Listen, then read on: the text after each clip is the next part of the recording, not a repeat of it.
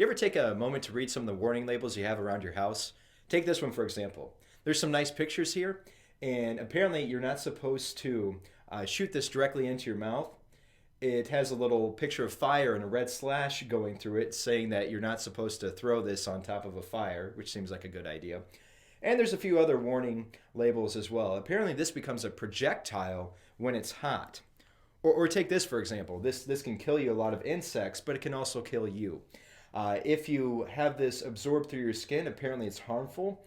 If you have clothes that are contaminated with this, you should take them off and wash them in water for about 15 or 20 minutes at least. There's a whole section here on what to do if swallowed. Basically, the message is don't.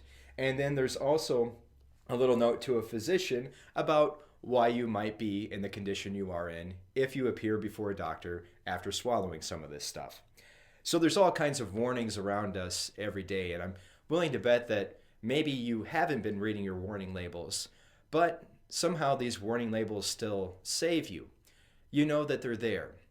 You know that from the pictures here that it's certainly harmful to do certain things, and that there is a proper usage and an improper usage.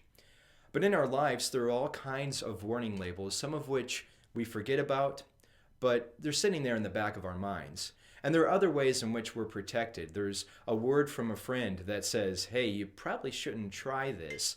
Or maybe it just comes from watching somebody else and their own consequences. So these warnings exist and they're all around us. And these warnings remind us of God's protection. God is actually actively protecting you and defending you with his angels every day.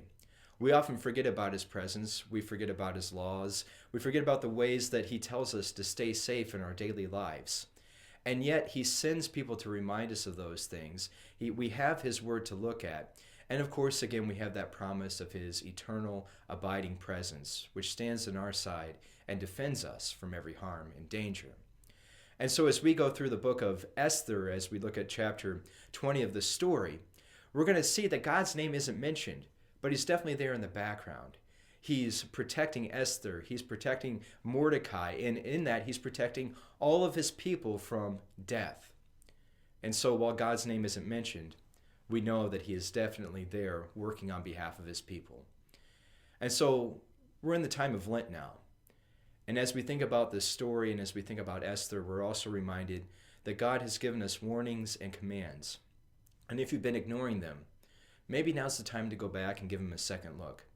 Maybe now's the time to face towards the cross and admit the dangerous ways that you've been living and that we've all been living. Maybe it's time to hold fast to the Word and look again at all the ways in which God keeps us safe and protects us and give him thanks. Because we know that after this season where we have an opportunity to look at all the warning labels, we experience also his salvation, his joy. At the other side of warning is great, great blessing. And that's our Easter joy that we have to look forward to in the days ahead. Yeah, go ahead. Are you sure? Yeah. You think I'll be fine? It's just a warning. All right.